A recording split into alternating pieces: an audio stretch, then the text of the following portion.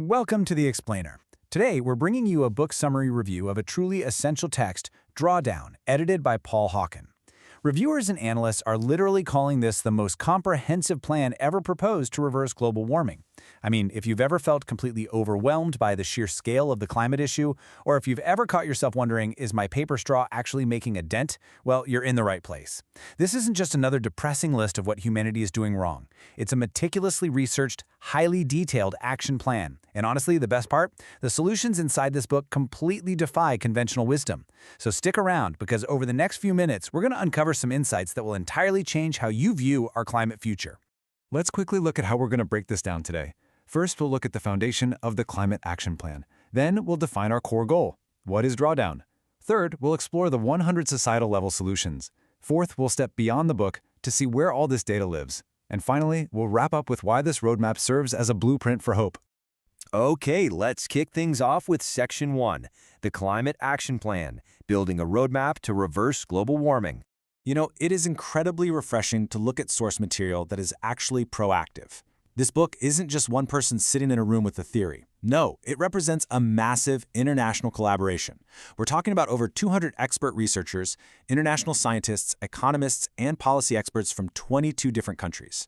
They didn't just casually brainstorm some ideas over coffee. They engaged in a rigorous, deeply peer-reviewed process. They all came together with one unified, monumental goal, which was to comprehensively research, model, and summarize the absolute most impactful solutions to climate change available to us right now. It's just a staggering amount of brainpower focused on this one single issue. Moving right along to Section 2, what is Drawdown? Defining the ultimate goal. So, what exactly do the authors mean by drawdown? Well, they define it very specifically. Drawdown is the point in time at which atmospheric greenhouse gas emissions actually peak and then begin to decline on a year-to-year basis. This is a massive paradigm shift in how we think about our climate timeline. For years, the conversation has centered entirely around sustainability or hitting net zero. But this book makes a compelling mathematical argument that simply holding the line just isn't enough anymore. We have to actually bend the curve downward. That's the ultimate measurable goal. The entire roadmap we're reviewing today is completely designed around getting humanity to this exact mathematical tipping point. Which brings us to Section 3, 100 societal-level solutions, scaling up our actions. The research team rigorously modeled and selected exactly 100 of the most impactful solutions. And to be perfectly clear here, these are actions that directly impact greenhouse gases in the atmosphere. They either reduce the emissions being pumped into the air in the first place, or they actively sequester, meaning they pull those greenhouse gases right out of the sky. But here is the real hook of this book. The top solutions? They are completely unexpected. You might think the number one solution is, building more solar panels or getting everyone into electric cars. But you'd be wrong. One of the absolute top solutions in their modeling is actually managing chemical refrigerants. You know, the stuff used in our air conditioners and refrigerators. It turns out, properly disposing of these specific chemicals has an exponentially larger impact than a lot of the flashy tech solutions we hear about on the news every day. Now, what's really interesting here is the distinction the book makes regarding where our focus actually needs to be. We are so often told that the burden of climate change falls entirely on individual actions.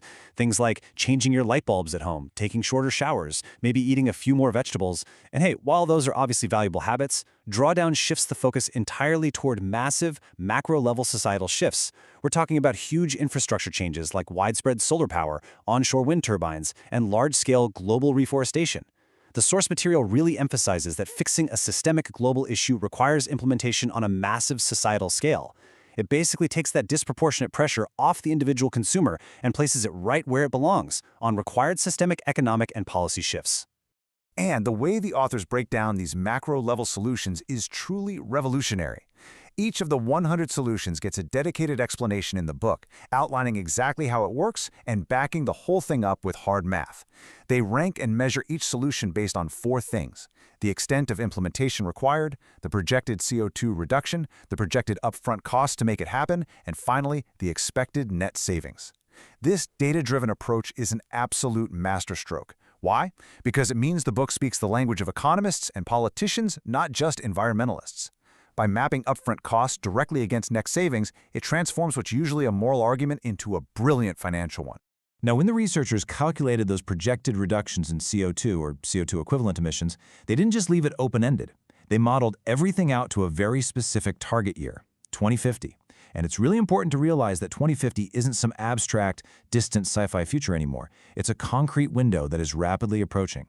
Using this specific date creates a palpable, necessary sense of urgency for policymakers, businesses, and everyday readers alike. It proves that we don't have centuries to figure this out. The deadline is right in sight, and the actions literally have to begin now. So, the crucial point is this. Perhaps the most staggering insight from the entire book is the financial irony of climate action. Saving the planet is actually a wildly profitable investment. Yes, obviously many of the solutions in the book involve a net upfront cost to implement. Sometimes it's a really substantial one, measured in the billions globally. But the financial models clearly show that over the lifetime of these technologies, the operational savings massively outpace the initial spending. Implementing these sweeping societal changes actually results in a massive net financial saving to society over time. It's not just an environmental imperative, it is literally an economic slam dunk. Let's transition over to Section 4, Beyond the Book, diving deeper into the data. Obviously, the authors couldn't possibly fit thousands of pages of complex mathematics, references, and global models into one physical print book. So they made a brilliant decision. They made the entire database open source. By just going over to drawdown.org, you can explore their robust companion website. You can literally pick a topic you're passionate about, say reducing food waste or geothermal energy, and read the exact, highly detailed technical summaries that the scientists used. You can dig into the math, scrutinize the models, and explore the science to your heart's content. It really brings complete transparency to their entire process. Finally, we arrive at Section 5, A Blueprint for Hope, Shifting the Climate Narrative. Look, when discussing global warming, it is just so incredibly easy to focus entirely on the negative and lose all hope that we can ever come together to fix it. But readers constantly note that picking up this book reveals truly surprising insights that fundamentally shift your perspective. By digging into this text, you discover that some of the most powerful tools we have aren't what you'd expect at all. For instance, empowering women and educating girls in developing nations is actually ranked as one of the most effective climate solutions on Earth, simply because it dramatically shifts population dynamics and agricultural management. Another massive impact? Silvopasture. That's integrating trees into pasture land for livestock. Knowing these tangible, unexpected solutions already exist shifts your focus entirely away from what we aren't doing and onto what we actually can achieve. The hope you feel reading this isn't empty, it's earned. And that's why reviewers of this book almost universally walk away with one very specific feeling: hope. As one analyst perfectly noted, it really gave them a sense of hope because it provides a concrete set of actions that we can undertake to fix climate change. The source material absolutely does not sugarcoat the crisis. It fully acknowledges that a massive amount of action is needed immediately. But it definitively proves that yes, we do in fact have a plan. We have the technology, the economics, and the methodology right now to achieve this. Which leaves us with this final, provocative thought. We literally have the comprehensive blueprint to reach drawdown and reverse global warming. The math is done, the models are built, the only question left is, will we build it? Thank you so much for joining me for this explainer, and I really hope this book summary review inspires you to go check out these 100 solutions for yourself.